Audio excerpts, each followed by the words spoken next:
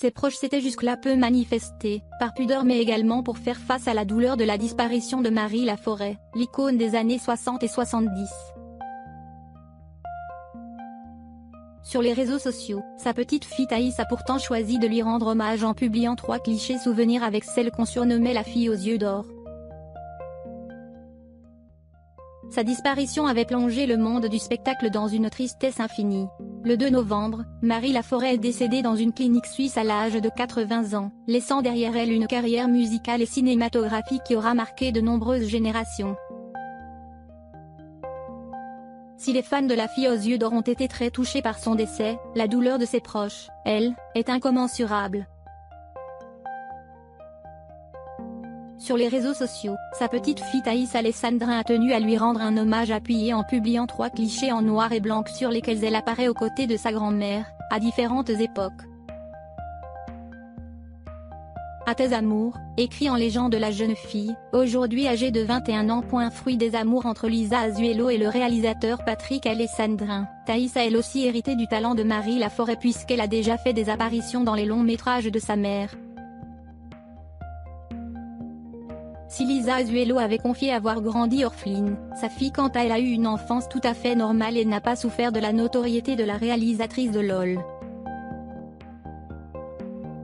Je suis moins connue que ma mère quand même. Ce n'est pas tout à fait pareil, c'est moins intense.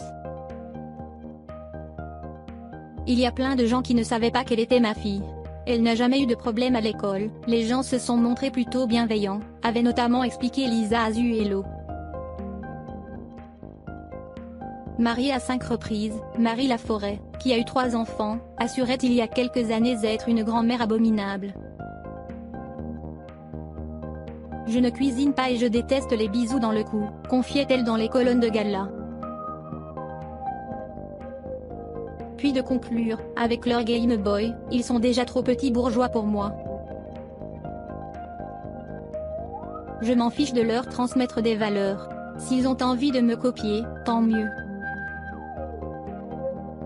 Mais je ne vais sûrement pas leur dire ce qu'ils doivent faire.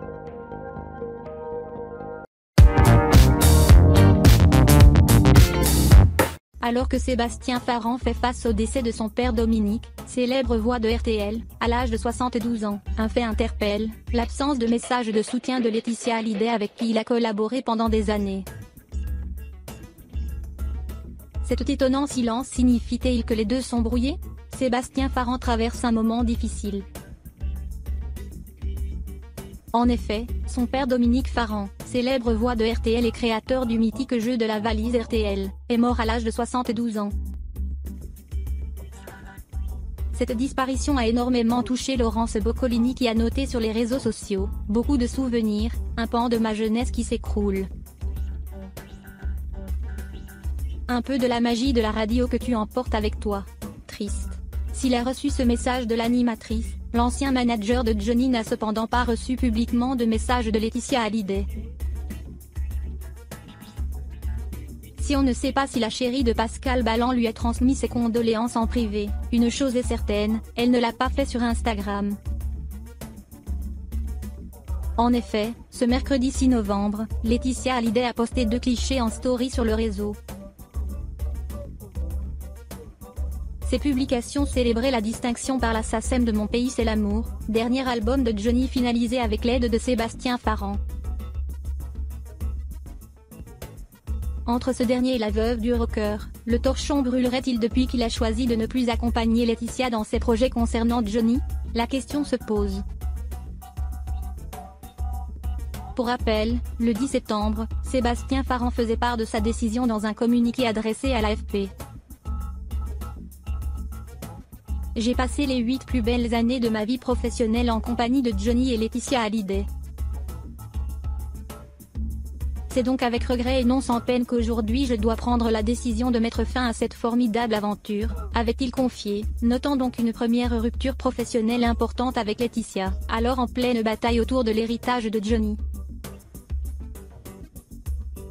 Depuis, la mère de Jade et Joy a totalement changé d'entourage et c'est peut-être ce qui expliquerait sa volonté d'apaiser les tensions avec David et Laura.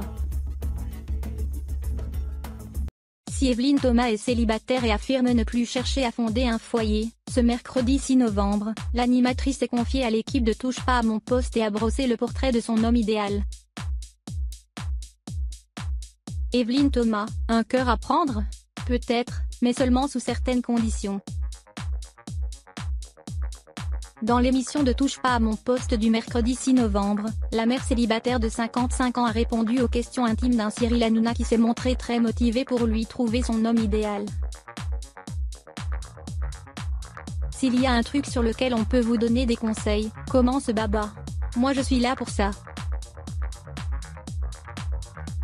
La présentatrice rendue célèbre par C'est mon choix, surprise, s'exclame, pour trouver un mec?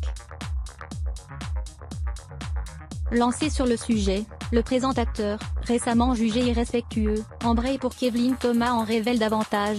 Est-ce que vous avez envie de trouver un mec? Après une légère hésitation, celle qui est sans complexe quant à sa prise de poids, reste évasive. Je ne veux plus vivre avec un homme. Si ces mots pouvaient laisser entendre que l'actuelle animatrice de la chaîne Chérie 25 compte rester célibataire, la réalité est bien différente puisqu'elle choisit de se prêter volontiers au jeu qui consiste à brosser le portrait de son prince charmant rêvé. D'abord, elle confirme son penchant pour les bruns, puis elle acquiesce tout à fait quand Baba lui dit que son homme parfait doit être drôle. Plutôt, répond-elle, parce que si on s'ennuie. Elle ajoute volontiers qu'un tel personnage doit être un télo mais pas trop, sportif mais pas trop non plus. Point taquin, Cyril Hanouna affirme que ses qualités correspondent en tout point à celles de son chroniqueur, Christophe Carrière, et s'amuse à jouer l'entremetteur quand il apprend que ce dernier est lui aussi célibataire. Échec, sa demande pour qu'ils s'embrassent à l'écran reste accueillie par un long blanc mais, qui sait? Cette gêne marque peut-être le début d'une belle histoire d'amour. Après tout, Evelyne Thomas a juste confié à son grand ami Baba qu'elle ne voulait pas vivre avec quelqu'un, rien ne l'empêche à se lancer dans une idylle. Sans partager le même invité sur le plateau de Touche pas à mon poste, Evelyne Thomas a confié un de ses grands moments de solitude télévisuelle. Prenons une personne en surpoids pour une femme enceinte lors d'un enregistrement de C'est mon choix. Elle raconte l'effet qu'a eu cet incident et comment elle a tenté de se dépêtrer du malaise qu'elle avait elle-même causé. Une grosse gaffe.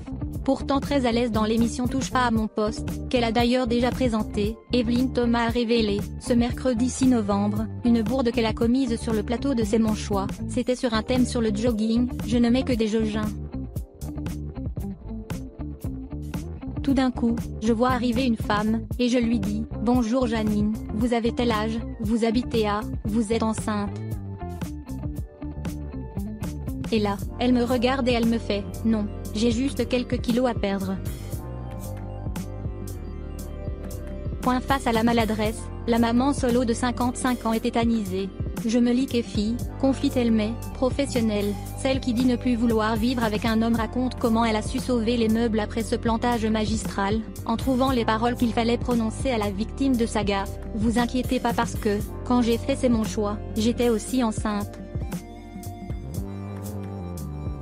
Comme on rediffusait les émissions, j'ai mis 2 ans à perdre mes kilos, on savait jamais si j'avais accouché ou pas. Un jour, je monte dans un taxi, ça faisait 2 ans que j'avais accouché, et le taxi me dit « Alors Madame Thomas, c'est pour quand ?» Unie dans un moment de solitude, l'histoire ne dit pas si l'anecdote a su faire passer la pilule à l'invité.